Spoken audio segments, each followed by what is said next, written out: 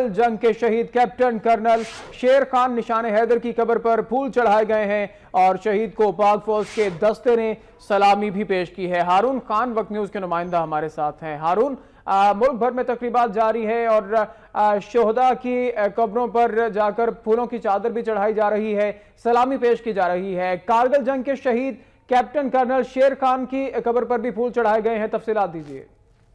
جی، یہ انجینئرنگ کور 102 بٹالین کے نوجوان چاق و چوبند دستے نے کرنل شیر خان شہید کے مزار پر سلامی پیش کی اور بریگیڈیئر عبدالسمی نے شہید کو بھی خراج تحسین اور پھول بھی چڑھائے اور اس کے علاوہ مقامی لوگوں نے بھی شرکت کی اور شہید کے درجات بلند ہونے کے لیے فاتح خوانی بھی کی گئی۔